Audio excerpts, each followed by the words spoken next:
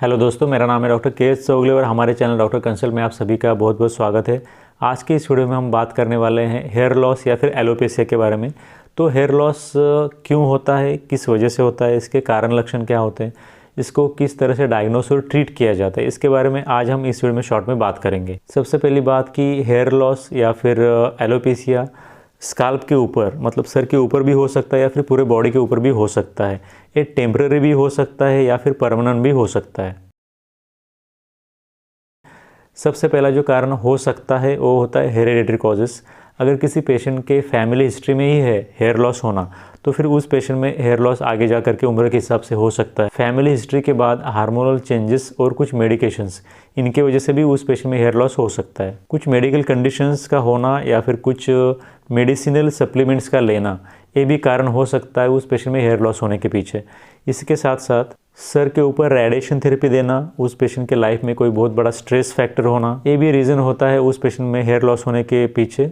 इसी के साथ साथ बहुत से लोग अपने हेयर्स को अच्छा दिखाने के लिए उन हेयर्स में काफ़ी ज़्यादा केमिकल्स यूज़ करते हैं हेयर स्टाइल करने के लिए, अच्छा दिखने के लिए। तो इसके लिए जो केमिकल्स या फिर प्रिजर्वेटिव्स उस शैम्पू या ऑयल में हो सकते हैं, तो उनके कुछ केमिकल्स के इंटरेक्शन की वजह से भी उस पेशेंट में हेयर लॉस हो सकता है। ये कुछ मेन रीजंस है जिनके अभी हमने बात की। इन सब कारणों की वजह से उस पेशेंट में हेयर लॉस हो सकता है। मोस्ट ऑफ द केसेस में देखा जाता है कि इनमें से एक से ज़्यादा रीजंस एक साथ रिस्पॉन्सिबल होते हैं उस पेशेंट में हेयर लॉस करने के लिए। तो इसके बाद हम बात करेंगे हेयर लॉस के सिम्टम्स के बारे में। सबसे पहले तो हेयर लॉस के पेशेंट में शुरुआत होती है उस पेशेंट के स्काल्प के ऊपर। स्काल्प के ऊपर उस पेशेंट के जो बाल होते हैं वो धीरे धीरे करके थिन होते जाते हैं, मतलब कि पतले होते जाते हैं। कुछ पेशेंट्स में सर के ऊपर सर्कुलर फैशन में हेयर लॉस होता है, जिसको कि हम पैची बाल स्पॉट्स ऐसे भी बोलते हैं। तो इस तरह के पैची बाल स्पॉट्स भी किसी किसी पेशेंट में हो सकते हैं। हेयर वॉश करने के बाद एक्सेसिव हेयर लॉस होना, ये कुछ लक्षण हैं जो कि हेयर लॉस के पेशेंट में देखे जाते हैं। कैंसर के जो पेशेंट होते हैं जिनमें कि केमोथेरेपी चल रही होती है, उन पेशेंट में पूरे बॉडी के ऊपर जो बाल है वो भी लॉस हो सकते हैं, उनमें भी हेयर लॉस इस तरह से पूरे बॉडी के ऊपर हेयर लॉस देखा जा सकता है। कुछ पेशेंट में स्कैलिंग के पैचेस होते हैं जो कि स्काल्प के ऊपर धीरे धीरे करके एडवांस करते बढ़ते जाते हैं, जिसकी वजह से स्काल्प के ऊपर बाल्ड एरियाज बन जाते हैं और उस पेशेंट में उस जगह के बाल भी गिर जाते हैं। ओवरऑल ये कुछ लक्षण है जो कि हेयर लॉस के पेशेंट में हम देख सकते हैं। इसके बाद हम बात करेंगे डायग्नोसिस के बारे में। हेयर लॉस को डायग्नोस करने के लिए सबसे पहले तो कुछ ब्लड टेस्ट कर सकते हैं। इन ब्लड टेस्ट की सहायता से हमें पता चलेगा कि उस पेशेंट में कोई अंडरलाइंग मेडिकल कंडीशंस है या फिर नहीं है। ब्लड टेस्ट के अंदर CBC, electrolytes, sugar level, urea create level, ये सब टेस्ट कर सकते हैं।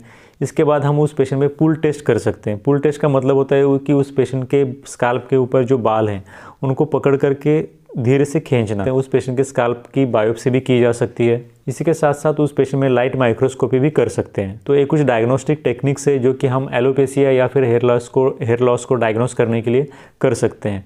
फाइनली अब हम बात करेंगे हेयर लॉस के ट्रीटमेंट के बारे में। सबसे पहली बात तो अगर किसी मेडिकल कंडीशन की वजह से उस पेशेंट में हेयर लॉस है, तो उस मेडिकल कंडीशन को सबसे पहले तो ट्रीट करना पड़ता है, ये सबसे पहली बात। दूसरी बात, अगर आप किसी रेडिएशन के कांटेक्ट में आते हो या कोई केमिकल से भरा हुआ, केमिकल यूज़ किया हुआ शैम्पू या फिर साबुन इस्तेमाल करते हो, तो इन चीज़ों को कम करना या फिर इन चीज़ों को अवॉइड करना, ये भी अंडर ट्रीटमेंट ही आएगा। इसके साथ अपने बालों को वॉश करने के लिए ज़्यादा गर्म पानी का इस्तेमाल ना करें। और अगर हम मेडिकेशंस की बात करें तो इसके अंदर जो चॉइस ऑफ ड्रग है वो होता है मिनोक्सिडिल।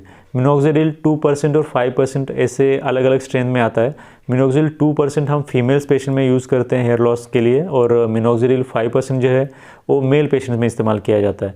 मिनोक्सिडिल को लगातार 2 से 3 महीने रेगुलरली लगाने के बाद इसको 1 ml मॉर्निंग में और 1 ml नाइट में लगाना होता है।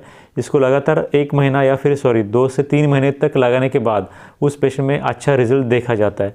इस मिनोक्सिडिल के साथ साथ उस पेशेंट को ओरली भी कुछ टैबलेट्स दी जाती है, जिसके अंदर की biotin, niacinamide, multivitamin, multi minerals, ये सब चीज़ें अमाइनो एसिड्स के साथ होती है। Apart from this minoxidil we can use some other drugs also, for example finasteride. कुछ केसेस में टैबलेट अल्डेक्टोन या फिर ड्यूटास्टेराइड, इस तरह के मेडिकेशन भी इस्तेमाल किए जा सकते हैं।